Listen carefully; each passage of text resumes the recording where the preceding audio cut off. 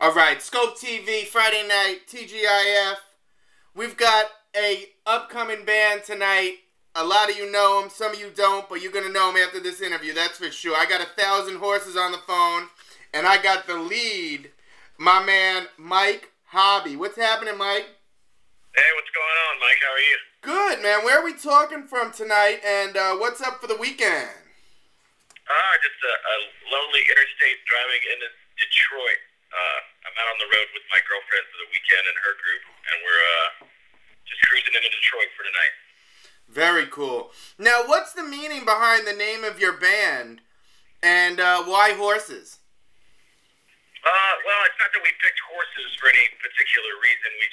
We have a song called "1,000 Horses" off the record, and when we were making the record, we were going through tons of band names back and forth, and 1,000 Horses always kind of stuck at the top of the list, and we all really liked it. And horses do represent a very majestic, powerful kind of creature, as you say. But we just all kind of liked it and wanted to go with it.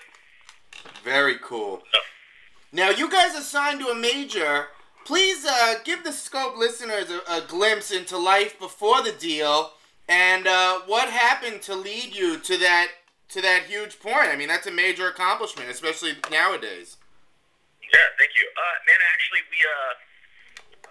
me and our bass player and guitar player had another band under another name, and we played for Jeff, our A&R guy, Jeff Sosnow, at Interscope.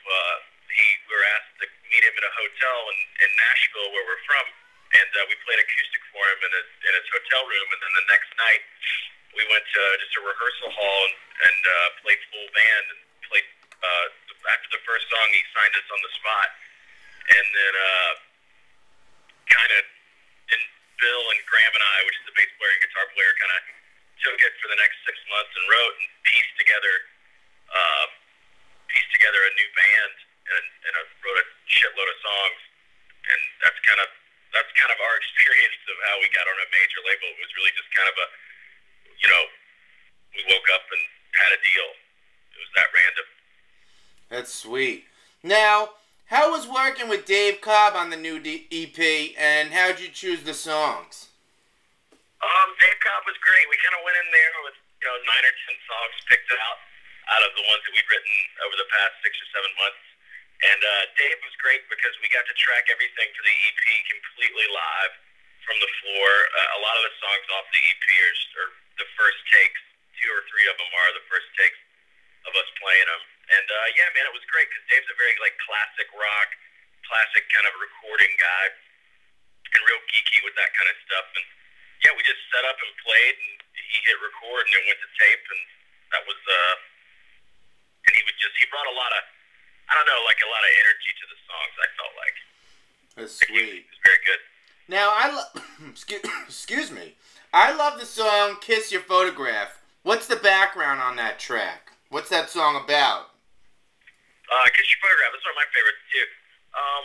Kiss Your Photograph's about when you're a kid and you first discover pornography, and how you'll fall in love with a woman or a man from the other sex by just having a picture in a magazine, and it's you fantasize about being with that person as you're growing up in a way.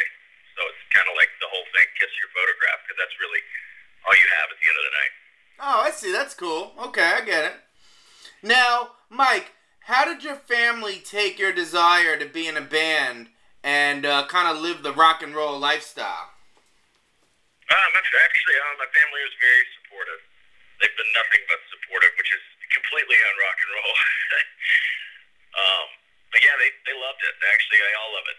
We got lucky. Our whole band, their families are into what we do, so that makes it a shitload easier. Very cool. Now, how do you guys deal with the temptations of being on the road and not ending up on Celebrity Rehab? Well, I don't know if I can answer that question. Yeah? Be honest. This is Skope, brother. Uncensored. Yeah. No, whatever. It's rock and roll, We'll see where the road takes us. Awesome. I like that answer. Now, Mike, be honest here. Are you in it for the fortune and the fame? Or is music just something that you must do? It's just a calling. Or are you in it for both? I just music is what I want to do. Fortune and fame are nice for sure, but no, we just all love playing music together. That's why we've been doing it since we were kids. Are you guys friends outside of the band, or is it strictly like a music thing? No, we're friends outside of the band. Three of us grew up together and moved to Nashville together from South Carolina and Georgia. And then the other two guys, the drummer and other guitar player, we just met. And we very quickly become very good friends with those guys as well. Yeah, it's like a brotherhood out there, man. We're all friends. None of that, like, go home and not speak to each other shit yet. That's 10 years into your career. I think that's when you go to that process. Very cool. Now, do you feel like the internet can maybe offer too much access into your life? And in regards to that, who's responsible for your Twitter page? We all kind of Twitter, and I guess I do most of the Twittering, and we all kind of run our Facebook and whatnot. I think so. I mean, I think there's a fine line in posting too much content and then not posting enough. I think it's a good tool for bands and for everybody to communicate with their fan base. I've compared, like, past rock stars have this mystique thing going on because they were so inaccessible because there wasn't the internet and there wasn't, cameras and shit everywhere and cell phones. So the only way if you wanted to see Robert Plant, the only way you could see him is if you went to his show or stalked at his hotel.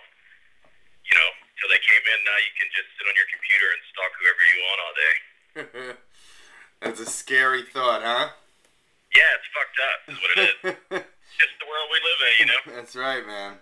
Now, I personally don't like the new MySpace layout. As a matter of fact, I hate it, to be honest with you. Should they just forfeit to Facebook, or should they go back to the old look? I'm a bigger fan of the old look, personally. Me too. Me too. Yeah, I think they should take it back, keep it simpler. I don't know what the hell's going on with it now, but it's terrible. I don't think anybody's happy with it. They need to focus with musicians and artists. Wouldn't you agree? Yeah, for sure. Now, I got two more questions before we let you go and enjoy your ride. And basically, obviously, we're in one of the worst recessions this country's seen in a long time, but you guys still see fans out there coming to your shows, paying for tickets. Speak on that a little bit. Oh, what do you mean exactly? I'm sorry, I couldn't hear you. I mean, we're in a recession, but people are still finding money to go see you guys play live every night. So isn't that a good sign that maybe, Yeah, absolutely, man. music is recession-proof? I think, I don't know if anything's recession-proof, but I think I always believe that people will pay money to go see good entertainment. And, I mean, for the end of time, so. When are you guys coming to Boston? When are we coming to Boston? Yeah. I'm not sure. I don't know. We start a tour in January with this band Truth and Salvage, and I know we're supposed to be coming up north, but I haven't. They're awesome. Yeah. Truth and Salvage are so good. Oh, yeah, those guys are great. That's going to be a good tour. You got to bring that one to Boston. Yeah, I think I know we go to Philadelphia and New York, for sure. Well, you better go to Boston. If you're going to Philly and New York, you got to come here. Well, fucking, you better be there if we come to Boston. You damn right I'll be there, and I'll be buying you a shot of Bushmills and some Bud Light. I hear you, man. You got a deal. Yeah, fuck yeah. Now listen, Mike, I got one more question for you, so let's go out with a bang. We got about 15 seconds.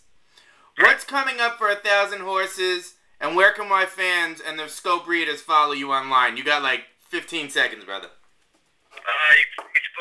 Facebook.com/1000horsesmusic, MySpace.com/1000horses, Twitter 1000horses. Just fucking Google 1000 Horses and you can find us. That's right. I love that. I love that answer. See? A man that gets it. A man that gets it. Skope TV. The drinks keep flowing. The music keeps playing. And we here to serve. We love you guys. We love 1,000 Horses. Skope TV. Thank you, Mike.